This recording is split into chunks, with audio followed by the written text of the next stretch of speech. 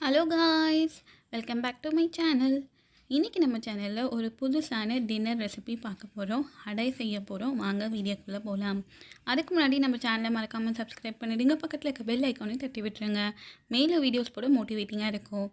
First ஒரு mixing Pavul எடுத்து வச்சுக்கலாம். இதில் ஒரு கப்பில் அரை கப் அளவுக்கு கடலை மாவு வறுக்கலாம் வேண்டாம், அப்படியே சேர்த்துக்கலாம். கடலை மாவு சேர்த்துட்டு இது கூட ஒரு டீஸ்பூன் அளவுக்கு உப்பு சேர்த்துட்டு நல்லா கலந்து விட்டுடலாம். ஒரு விஸ்க் யூஸ் பண்ணி நல்லா கலந்து விடுங்க. உப்பு மாவில் நல்லா கோட் ஆகிட்டக்கப்புறம் இது கூட ஒரு மீடியம் சைஸ் வெங்காயத்தை சிறுவை நறுக்கி வச்சுருக்கேன். ஒரு குட்டி சைஸ் கேரட்டை செதுக்கி எடுத்துருக்கேன்.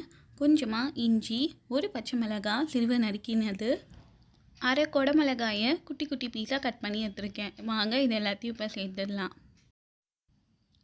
ஃபஸ்ட்டு இஞ்சியும் பச்சை மிளகாவும் சேர்த்துடலாம். இஞ்சி இந்த மாதிரி குட்டி குட்டி பீஸாக கட் பண்ணிவிட்டு அதை நல்லா நசுக்கிட்டு சேர்த்துக்கோங்க. ஒரு மீடியம் சைஸ் வெங்காயத்தை நல்லா சிறுவை நறுக்கி சேர்த்துக்கலாம்.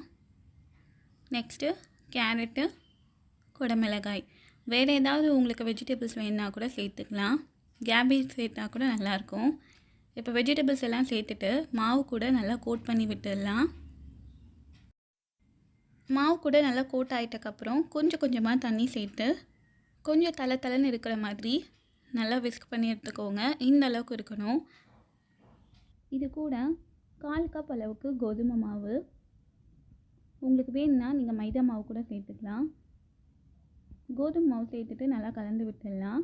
கோதுமை மாவு சேர்த்துட்டு இன்னும் கெட்டி ஆகிடும். கொஞ்சமாக தண்ணி சேர்த்து இந்த அளவுக்கு கரைச்சிக்கலாம்.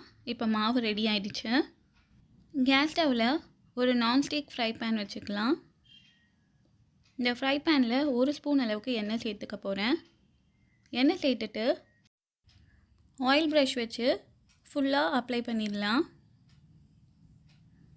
எண்ணெய் கொஞ்சம் சூடாயிட்டக்கப்புறம்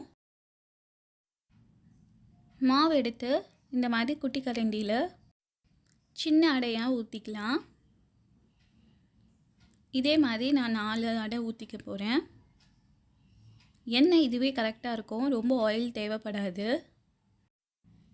அடை ஊற்றுறதுக்கு முன்னாடி உப்பு மட்டும் கரெக்டாக இருக்கான்னு பார்த்துக்கோங்க.